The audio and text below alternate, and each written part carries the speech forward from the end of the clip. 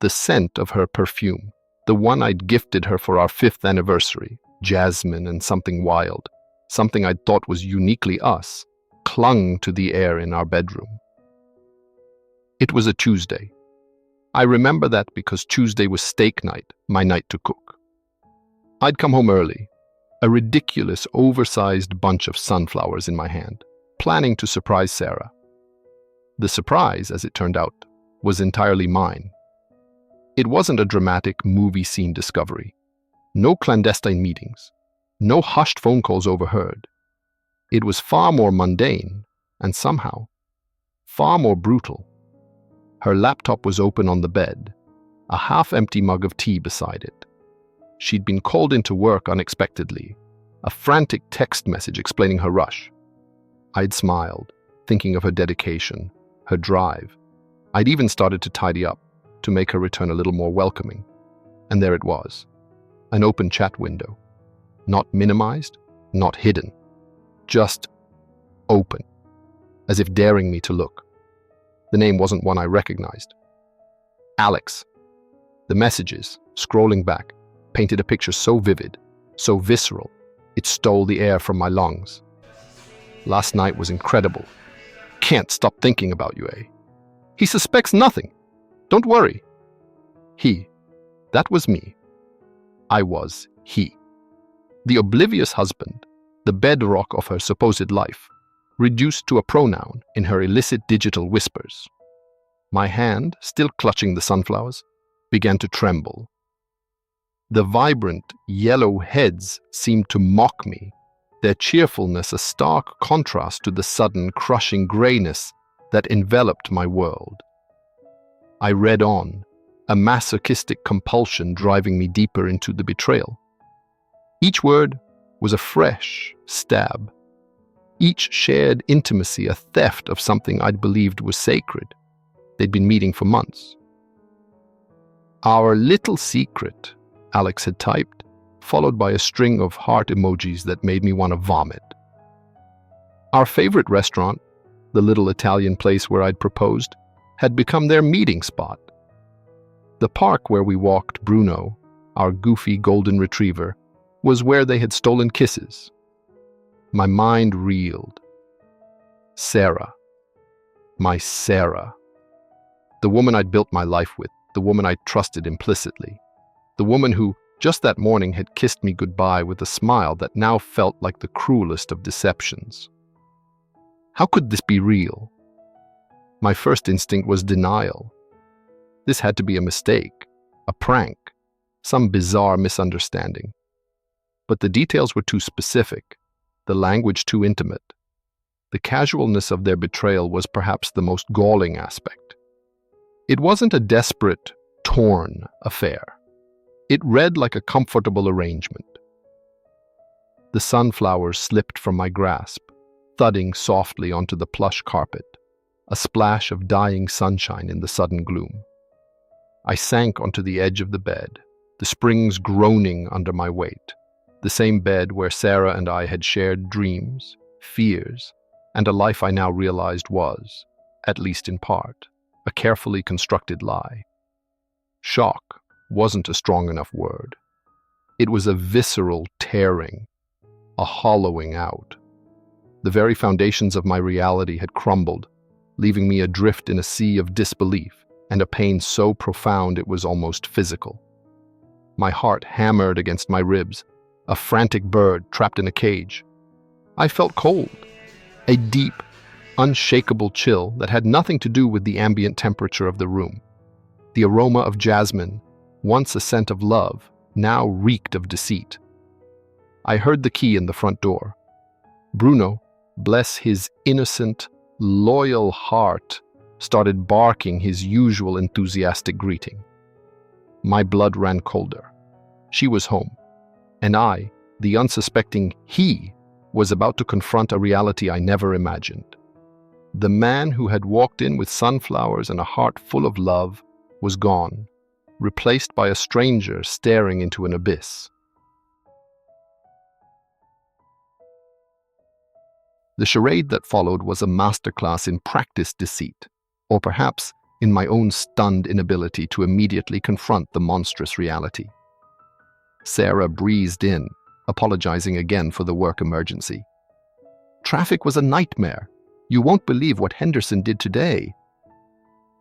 She chattered on, oblivious to the storm raging within me, oblivious to the fact that her laptop lay open, a silent accuser on our marital bed. Bruno, tail wagging furiously, was oblivious too, nudging her hand for affection. She stroked his head, laughed at something he did, and then she saw me. Really saw me.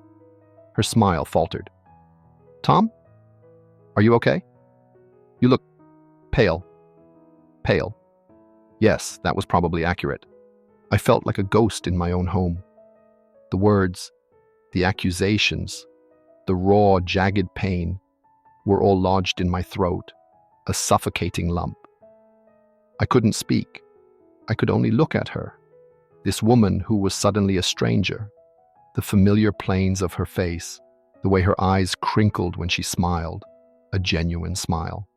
Or had those two been performances? The curve of her lips. It was all overlaid now with the ugly filter of her betrayal. I gestured towards the laptop. A single, shaky movement. Her eyes followed my finger. Time seemed to slow. I watched as her gaze fell upon the open chat window. The blood drained from her face, leaving her complexion ashen, a mirror of my own. The vibrant, confident woman who had walked in moments before crumpled. Her hand flew to her mouth, a caricature of shock, but there was a flicker of something else in her eyes too. Fear, yes, but also a dawning, horrified recognition of being caught. "Tom, she began, her voice a mere whisper, a stark contrast to her earlier easy chatter. "Don't!" I managed to choke out. The word was rough, torn from my very soul. "Just don't." The silence that descended was heavier, more oppressive than any argument we'd ever had. It was filled with unspoken accusations, shattered trust, and the deafening roar of my broken heart. Bruno, sensing the shift in atmosphere, whined softly. Nudging my hand this time, his brown eyes filled with a confusion that mirrored my own internal chaos, albeit on a simpler, purer level. "What do you say to the person who has just systematically dismantled your world? Where do you even begin to unravel such a monumental betrayal?" The practical questions, the logistics of an affair, were secondary to the overwhelming emotional devastation. It wasn't just the physical act, it was the lies, the calculated deception, the stolen moments that were rightfully mine, ours. It was the realization that the intimacy I had cherished, believed to be exclusive, had been shared, cheapened. "How long?" I finally asked, the question scraping my throat. She flinched, looking away, unable to meet my gaze. "Tom, please, let me explain." "Explain?" A bitter, humorless laugh escaped me. "Explain what, Sarah?" "Explain how you managed to look me in the eye every day. How you could share my bed, my life, while you were with him." The name Alex felt like acid on my tongue. She started to cry then. Quiet, hiccuping sobs. There was a time when her tears would have moved me, would have had me rushing to comfort her. Now, they felt like another manipulation, another layer in the complex web of her deceit. Or perhaps a genuine, albeit delayed, expression of remorse. I couldn't tell. I no longer trusted my ability to read her, to understand her. The woman I thought I knew intimately had become an enigma, a painful puzzle I wasn't sure I wanted to solve. The shock was beginning to morph, the numbness giving way to a searing, white-hot anger. It licked at the edges of my control, promising a conflagration and agonizing practicalities. Sleep became a battlefield, my mind replaying those messages, her face when she was caught, every shared memory now tainted, suspect. Did she love me when she said it? Was any of it real? The questions gnawed at me, relentless and cruel. We existed in the same house, but occupied different universes. The air was thick with unspoken words, with the ghosts of what used to be. Bruno, bless his canine soul, was the only one who seemed unaffected by the icy chasm that had opened between us, still dividing his affection equally, still nudging both our hands for walks and treats, a sad, unwitting bridge over deeply troubled waters. Sarah tried to talk, to explain, as she put it. Her explanations were a torrent of cliches and self-pity. She'd felt neglected, she said. Our spark had faded. Alex understood her in a way I supposedly didn't. Each excuse felt like another twist of the knife. Neglected? I'd poured my life into us, into building a future. Faded spark? Perhaps. But wasn't that something we were supposed to fight for together, not seek solace for in another's arms? The anger I'd felt, initially, began to curdle into a deep, profound sadness.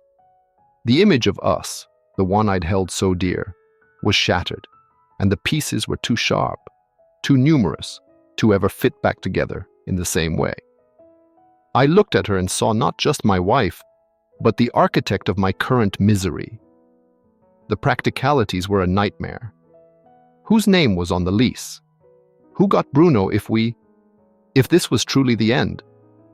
The word divorce hung in the air, unspoken for the first few days, but an inevitable, looming presence.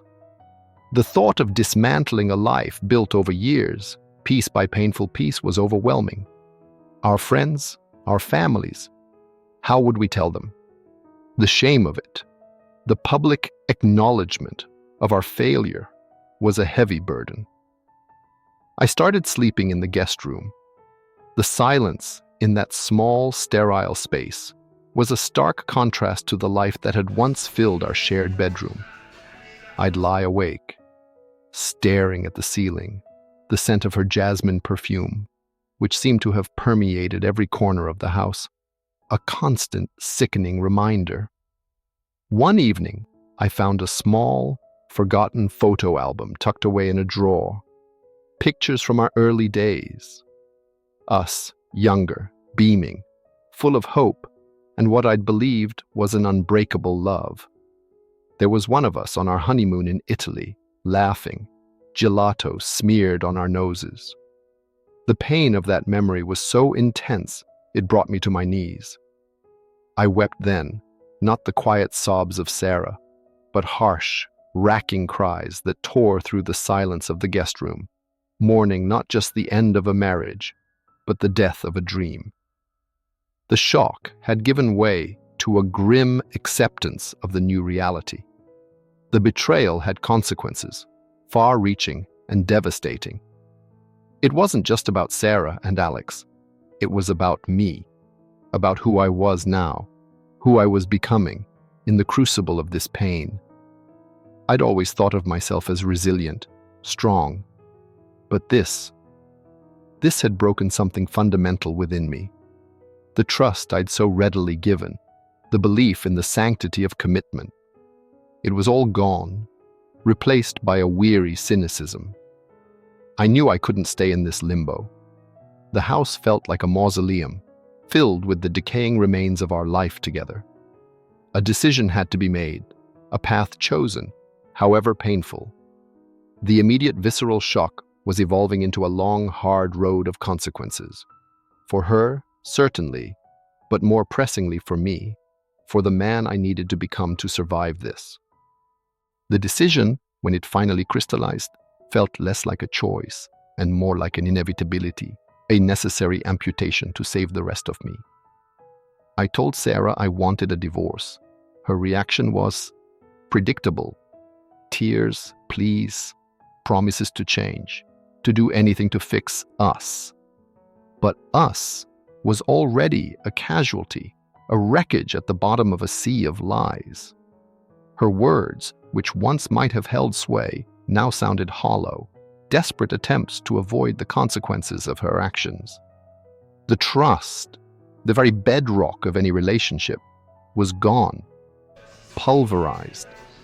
How could I ever look at her again without seeing Alex's name flashing behind my eyes, without hearing the echo of their secret messages? "I still love you, Tom," she'd said, her voice thick with emotion, her eyes searching mine for a flicker of the man I used to be for her. "I don't know what love means anymore, Sarah," I replied, and the stark honesty of it surprised even me. It was true. Her actions had so thoroughly corrupted my understanding of love and commitment that the word itself felt alien, tainted. The love I'd felt for her, so vast and consuming, had been betrayed, and what remained was a confusing mix of anger, grief, and a profound, aching emptiness. The process of separation was brutal. Lawyers became involved, their formal, detached language reducing our shared history to assets and liabilities. Friends took sides, or awkwardly tried to remain neutral, their pity almost as hard to bear as their judgment. Telling my parents was one of the hardest things I'd ever done. The disappointment in my father's eyes, the quiet sorrow in my mother's, added another layer to my own pain. They had loved Sarah, too. We sold the house.